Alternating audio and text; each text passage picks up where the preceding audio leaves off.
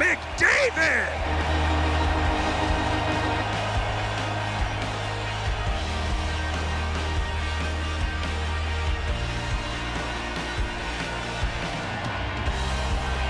And now down to Oilers TV's Chris Westcott, who's with number 97 of your Edmonton Oilers. Well, Connor, it never gets old scoring in front of this home crowd, but what's it like to be back in Rogers Place and get 3 tonight? It's so special. We definitely miss the fans. Long summer, long overdue, and we're happy to be back, and it's going to be a long year. What's it like to hear them chanting MVP? I mean, it's got to feel great. It gives me chills every time, honestly. It means the world to me that the fans are behind us and behind me, and just can't say enough good things about them. Your line was on tonight. I would say dominant. I mean, what kind of chemistry do you have with those two? Because you guys were on it tonight. Yeah, it was great. Whenever you get a chance to play with a guy like Leon Draisaitl, it's special. And Patty's such a big boy over there, and he gets hard on the forecheck and gets pucks for us to do our thing. Cam stops them all. What's it like having him between the pipes behind you guys? He's a rock back there. He's one of our MVPs, and last season, and we expect him to be big this year, and it's a good start for him. So can't wait to be back. All right, thanks a lot, Connor. Thanks. All right, your Edmonton Oilers shut out the Calgary Flames in the season opener 3-0.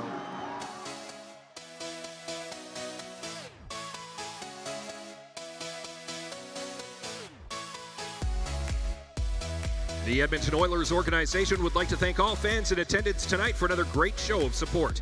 The Oilers are back at Rogers Place this Monday, October 9th, as they take on the Winnipeg Jets. Game time is 7 p.m. Don't forget to tune into 6:30 CHED for Bob Stauffer's pregame show, Jack Michaels' play-by-play, and Reed Wilkins' postgame show on the official radio home of your Edmonton Oilers, 6:30 CHED. Please.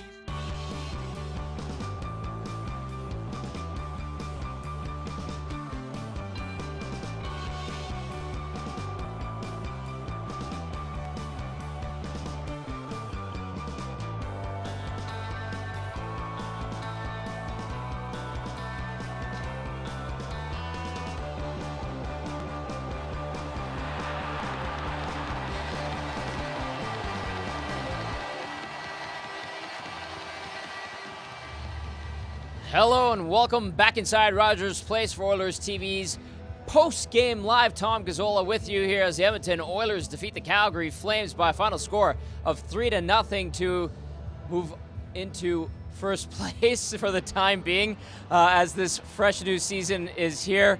The Oilers with a big victory. These two teams are expected to go head-to-head, toe-to-toe all season long. Edmonton outshooting the Flames heavily in this one. Without Mike Smith, this score might have been run up a little bit more. We're going to take you to the highlights, find out how we got here before we go down into the Oilers locker room in what was an exciting game. About 30 seconds in, who else? Connor McDavid with the breakaway, the partial break. Mike Smith, acquired in the offseason by the Flames, making the big save there. Later in the period, it would be Leon Draisaitl with the pass off of Smith's pad to who else? Connor McDavid, that one at 11:01. The first line expected to do big things this season, and they come out of the gates flying with the first goal to set the tone there, 1-0.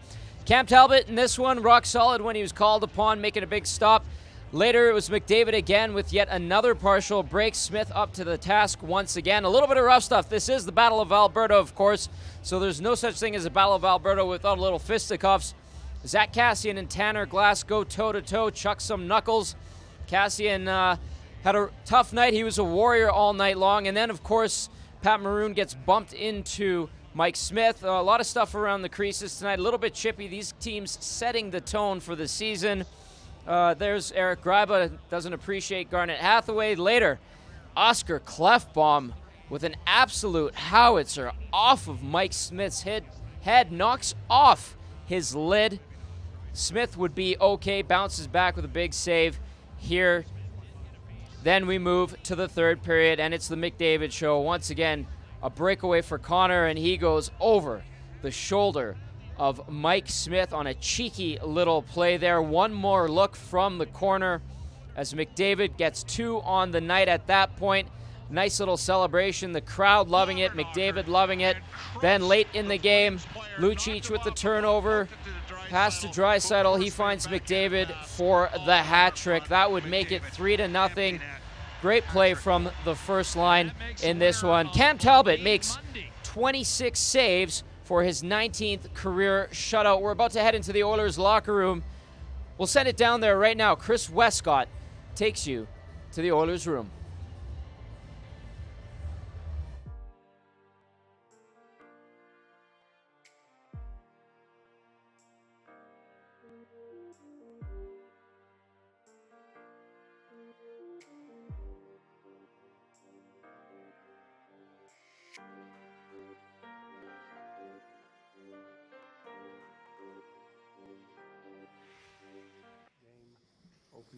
Night hat trick in your career? No, I've never. It's nice. I mean, it's a good way to start, I guess. But still got a ways to go here. Feels good tonight, but we got a long way. It seemed like you guys times you that game around control played pretty well. Did you feel like it was clicking pretty well offensively? Yeah, you know what? We were able to create some chances. We gave up a few, two, which isn't good, but everyone was making a big deal about their defense. But how about our defense tonight? They were great. Moving pucks up, giving it up to the forwards who, that's what we get paid to do. So, they were great. Can you talk about Clefbaum as one of the defensemen? He had 9 shots tonight. So. Yeah, he was great, and that one was one of the hardest shots I've ever seen. I don't understand how Smith popped up like that, but that was a great shot.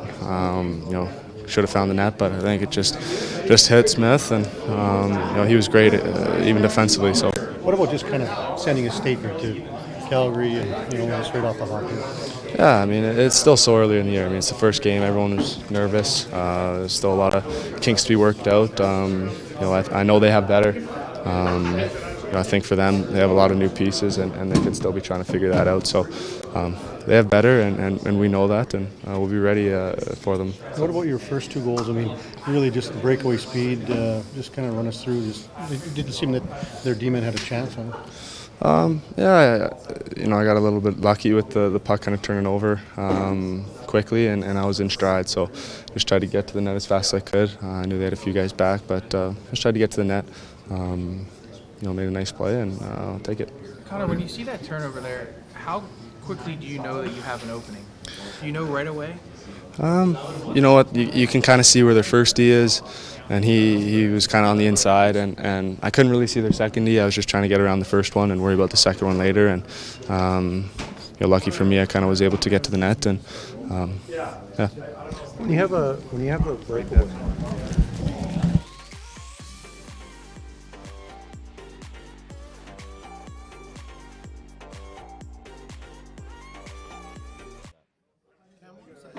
Connor's second goal. What is that? What did you see? What did it look like to you?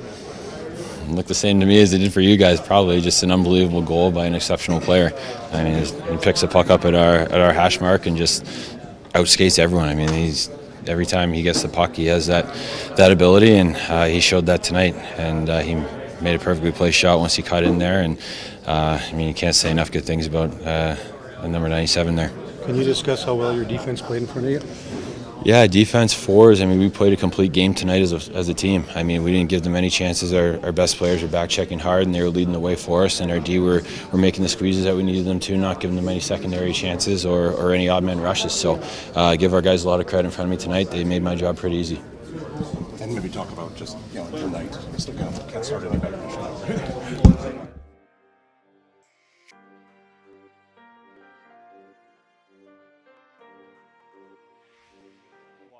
About the Calgary D coming into this one, but he said it was your guys' D that stepped up. What did you think of the group back there tonight?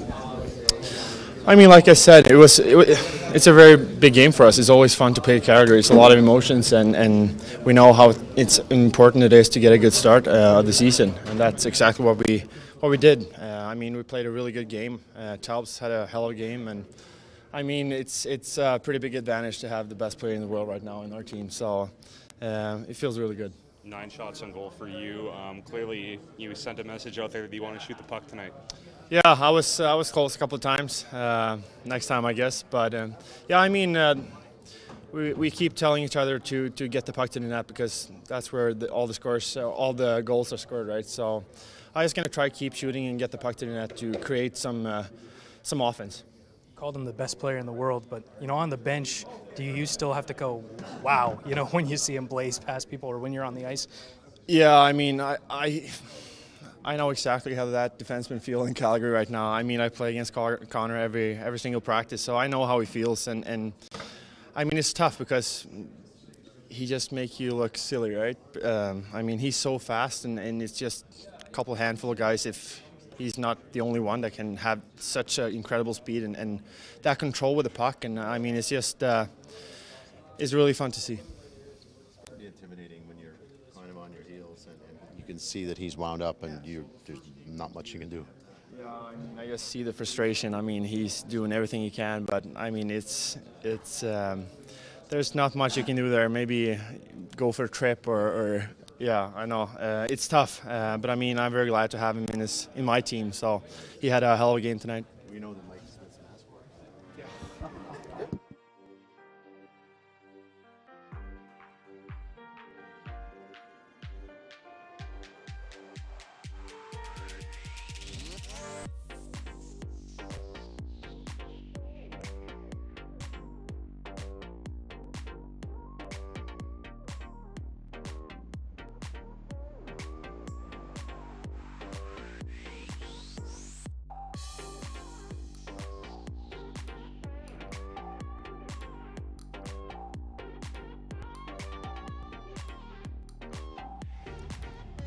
All right, so Oscar Klefbom singing the praises for number 97, Connor McDavid. Well-deserved. The hat trick tonight, the captain leading the way as the Oilers defeat the Calgary Flames 3-0. We also heard from Cam Talbot there.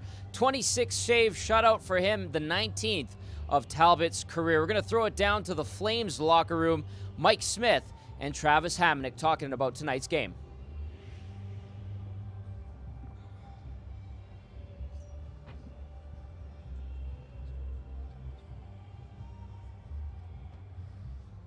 I just think the first period we were a little tentative. I think probably some nerves in the first game. I know I felt a little bit of them, but you try to, obviously everyone's feeling that this time of the year, so I think we got better as the game went on, but I think we were just a little bit sloppy with our execution tonight, and that's what kind of came back to bite us, and we'll learn from it and move on. You made that early save. Did that get you going right away on McDavid? I know it was kind of you and him all night. Yeah, not the feeler I wanted to start with, but you know, that's the type of player he is. When he has space and time, he can wind it up and create, you know, some pretty unique scoring chances. So obviously that one. Mojo, do we have out-of-town scores? Nice to kind of get my game going there, and unfortunately just couldn't, you know, keep him off the board for the rest of the night. McDavid aside, you saw some big bodies in front of you, and your defense guys saw a lot of bigger bodies. Did it look like there was some trouble trying to move those guys, or was that not the case? I think that's every team you're going to play is going to try and get, you know, in your face, and especially being a bigger goalie, you know, it's probably been talked about that they want to get pucks and people in the net, and every team talks about it, so it's no different than any other team. I think they got some big guys that, you know, like to go to the front and muck it up a little bit, but yeah, it does make it difficult on the D, but nothing that they're not used to, and I thought they did a reasonably good job tonight. And getting physical there with Maroon, that's just sort of the thing that happens. That's just part of who I am. You know, I wear my heart on my sleeve. The game gets feisty out there, and it's you know, it's just emotions, and that's all. It's nothing to write home about. I assume when you left the desert, you never thought you'd see a whole lot of 40-shot games when you came here. You know what? Anything can happen. So I think I've played enough games now and on enough teams that you just got to be prepared for anything. And whether it's 20 or 40, you never know. So I think they're a good team. I mean, you got to give them credit. They, you know, their home opener, they obviously were coming out guns a-blazing. It was just one of those games. We were just a little flat-footed to start, and we got behind the 8 ball a little bit, and then you're chasing the game from there. But you know, we got better as the game went on. We'll build on it, and it's the first game, so obviously we'd like to come away with the win, but we'll build on the positives. And that's from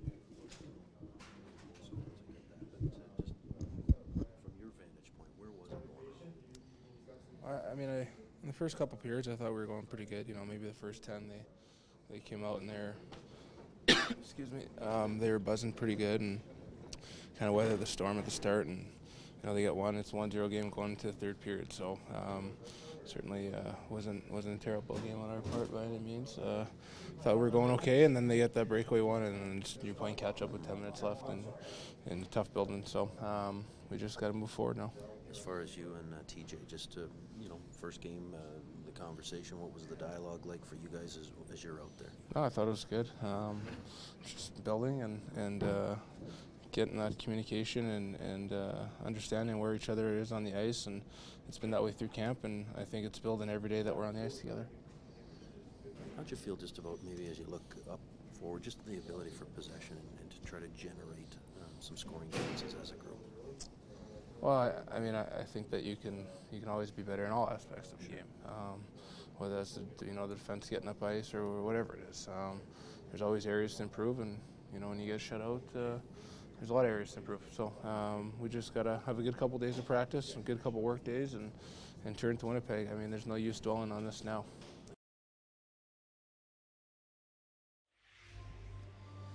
So there you have it, Mike Smith and Travis Hamonic talking about tonight's performance. Mike Smith saying he felt his team was a little bit sloppy. We're going to go now to Flames head coach Glenn Gulutzan on his team's 3-0 defeat. One thing to just look at what McDavid does, but is there something else that really stands out for you? Oh yeah, it was, tonight was certainly, he had the goals, but this isn't what just about him. They beat us in almost every department. They won the battles on the wall. They were cleaning their breakouts. They made plays, so they put pucks to the net. I thought their team was just all around better than us tonight. We need to be better. How about a thought on Mike Smith? Because it seemed from right the get-go he was your best player. That was our bright spot tonight, was our goaltender. That game is a lot different if he's not playing that for us. I thought he was fantastic. How could you have supported him more? You were saying all those things. You mentioned a few things, obviously, you play on the wall and stuff like that. We needed to win a battle. We needed to win a battle. Both teams are playing relatively the same style, and but when you can't sustain any sort of offense, win battles along the wall, they're gonna make plays, and we needed to make this an end zone game, and we didn't. We were one and done, and when you do that against this club, you can see Connor gets a breakaway from the hash marks because he wins the battle. So I thought we were out battled and out executed all night. Did winning those battles come as a result of his speed, or maybe their size, or just your inability maybe for possession? How did you look at those battles being lost? Yeah, no, they're just 50-50 puck battles that we should have, that allowed them to, they win those battles, they generate speed. So that's how I saw it. Was that a first game thing? Was it good to just get that sort of out of the way and focus on moving on? No, it's not good to get that out of the way, because we have to be better than that. You can see it through a period where maybe you got the jitters, or but not the whole 60 minutes. So that's something we're going to address. Thanks, Coach. There's Flames head coach Glenn Gulutzan talking about his team's 3-0 defeat to the Edmonton Oilers. Gulutzan saying they weren't able to win any battles, saying McDavid wins a battle, it leads to a goal at the other end of the rink. Some stats for you from tonight. The shots, 45-26 in favor of the Oilers. Cam Talbot, 19th career shutout. Face-off percentage for the Oil on this night, 54%. The power play goes 0 for 2. PK, 1 for 1. Hits, 31-29 Edmonton. And before we get to Todd McClellan, we're going to take a look at how we got to that 3-0 final. This one was all about Connor McDavid, and he set the tone early on. Just 30 seconds in, McDavid streaking to the net. Mike Smith with the big save there. That one literally 30 seconds in. And then later on in the period, it would be Patrick Maroon over to Leon Draisaitl. The pass off the pad of Smith. McDavid buries it there to make it 1-0. That goal coming at 11:01 of the first period. The Flames would come back with a couple of opportunities. Cam Talbot, razor sharp when called upon in the second period. Connor McDavid, again, one of his many breaks. Then we saw some rough stuff. Zach Kassian going toe-to-toe with Tanner Glass. Kassian was throwing the body all night long, chucking some knuckles here. Took a Adam Larson slap shot off the leg in the third period. Getting chippy in front of the net. Patrick Maroon mixing it up with Mike Smith. Then we see Eric Graba there with Garnet Hathaway in front of the crease. We're going to see a lot of this season between these two clubs. Then it would be Mike Smith getting beamed in the head off an Oscar Clefbaum one-timer. Smith, though, would be okay. He recovered just nicely. There he is shortly after, making a nice save to keep things close and keep the Flames in it. However, in the third period, at the 8:07 mark, McDavid with another break, a nice little move, chipping things over Smith's shoulder. A nice goal there for McDavid, his second of the night. He wasn't done as he makes Smith look silly on that one. Later, 1901, third period. Milan Lucic forces the turnover, passes it over to Leon Draisaitl. He finds an open Connor McDavid for the hat trick. This one a storybook ending for the Oilers as they defeat the Calgary Flames 3-0 to improve to 1-0 on the season. Again, the shots read 45-26 in favor of the Oil. They led on the shot clock all night long. Face-off percentage, they were good on the dot. They were in the 70s after one. They finish up the night at 54%. The power play goes 0 for 2. PK 1 for 1, so not that many penalties on this night, and the hits wrap up at 31-29 in favor of the Oilers. Okay, we're going to send it now to Todd McClellan in the Hall of Fame room discussing his team's first win of the season. Or captain leading your team the way he did, or the fact that that was a very sound defensive game in the first game of the season? Well, there's two parts to it. You need leadership, and you need everybody else to follow. Connor provided that with a number of other players, but the win is important. The way we won, the ability to defend, not give up a lot, was important for us. When we started last year, I thought we were outscoring our mistakes. Tonight we didn't make very many of them. We didn't need to do that. So a real positive sign for us, but we've got work to do, and we'll continue to pound away at it. Matt Benning seemed a lot more assertive tonight, being in the preseason. What did you notice different in his game? Well, first of all, a steady partner. You know, in exhibition season, you're going with different guys, guys from the minor leagues, maybe even guys from junior. And, you know, he's getting used to playing with Chris Russell now. And I thought he was very, as you said, aggressive. He made smart, hard plays. He skated through people and through pucks and moved it when he had to. So it was a good night for him.